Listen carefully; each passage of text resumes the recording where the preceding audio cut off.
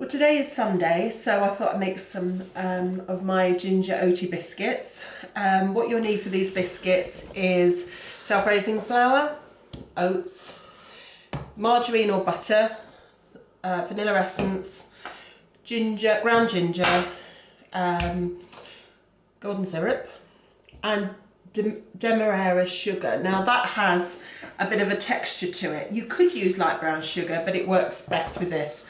Mixing bowl, wooden spoon, and 2 sheets covered. I normally put a bit of butter underneath, so that's not on the outside, to make the sheet stick, so you want 2 of those. Prepared, I do it now in the beginning, so it's out of the way. Obviously you can see it's all very cut neatly.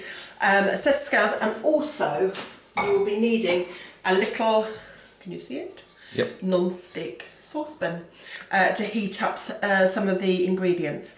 So let's get started. So to start with, you want to zero your scales. So you put your non-stick pan on and zero, so you're ready to go. Now, first of all, you want 4 ounces of margarine or butter. Oh, spot on, so that's good. 1 tablespoon of golden syrup. Now, this is a pain to measure out because it gets stuck to your spoon. So I'm going to gradually guess it. Not very technical, but I roughly know what a tablespoon looks like. So it's a big tablespoon. Yes, of golden syrup. Okay, and then we've got demerara sugar, 3 ounces. I know I'm still on ounces. I'll zero it again, just so. In a moment. Actually, I'll just tip it in. Just be careful if you tip it in so you don't go over. Come on. There we are. So this needs to go on a low heat until all of that is melted. So before I melt that, I'm going to get my dry ingredients ready, and then I can come straight from this into my bowl. Now, what I forgot to tell you is you need a little bit of a pinch of salt, and I mean a pinch. So I've got my bowl here, so I'm going to put my dry ingredients in now. So self-raising flour, we want 4 ounces. Okay. Let's move all these bits that I've used out of over here. So I'm going to zero my scales, now my bowl's on. Okay, that's 2. See where we are. That's 4 ounces of self-raising flour. Out of the way. 4 ounces of oats, jumbo oats or rolled oats, doesn't matter. So I'll tip these in.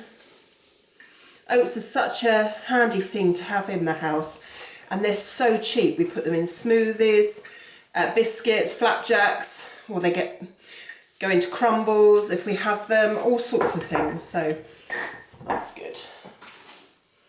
Right, now we want a dessert spoon, a heat one, of ground ginger. I'm always generous because we love ginger, but it can be a little bit hot, so I'm actually going to go, I don't know, can you see that? With that much in.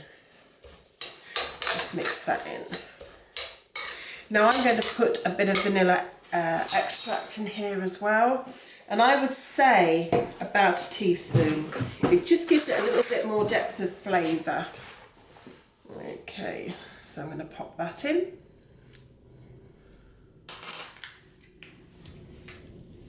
Doesn't have to be an overly fancy one. Now for the salt, literally that. Right, so that's all our ingredients ready. Like I say, super simple. So I'm now going to go over to the hob, melt this down carefully because obviously you've got margarine in there and sugar, so it's going to get very hot, and I'll come back to you in a second. Now, before I put this on to heat, I actually put the oven on, it's fan oven at 170 to preheat, so that's busy heating. Now this is melted now, and you can see the crystals from the Demerara sugars, best way to call them crystals, are still intact. So take that from the heat, and we'll go back over to, I'll just show you here, I'll go back over to the oats, and we're just going to pour that in. Okay, so I've come straight over from the heat, and I'm just tipping this in. Just make sure you get every bit out. Give that a stir. They smell incredibly gingery. We love ginger, so that's good. Probably a bit too much.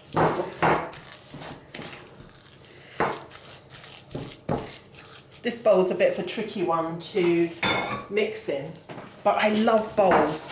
I'm going to try and give them all an outing. So it's got a bit of a deep well in the bottom. So now remember, this is hot, but what we're going to do is get, you really want, because it's going into biscuit form, about a heaped tablespoon of mixture, but just check it's not too hot to sort of handle. And because you're going to use it in your hands, you're going to sort of form the shape. So I'm going to get a tablespoon out. Let me just give that a... Now we should have about, clank in the background. Here we go. I'm just going to put that on there. Here's our first tray, and we should have, I would say, hang on, the camera's going. Oh, sorry. Yeah, are we back? Yeah. As my husband realised we're out of charge.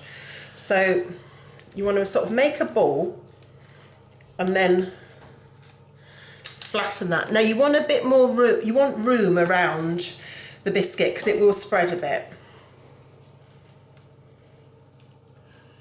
Can you show them to the camera as I make them too? Sorry.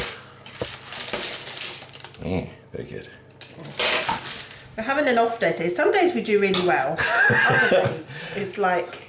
We get a bit rusty very quickly. Yeah. Today's Sunday, so we'll let ourselves off. Okay, so you can see... It's okay that they're sort of all slightly different sizes. We're not going to get hung up on that because they are homemade after all. So,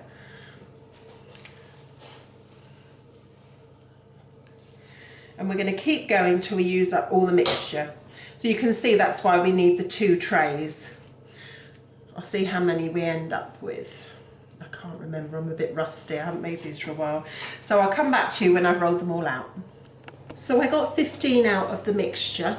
I've thickened up a couple because they looked a bit mean. So in all, I would say that took no longer than 8 to 10 minutes if I was doing it real time. And they're not going to take more than 5 to 10 minutes to cook on 170 oven. Do not wander off, they go so quickly. So I'm going to pop these in the oven, one on top of the other.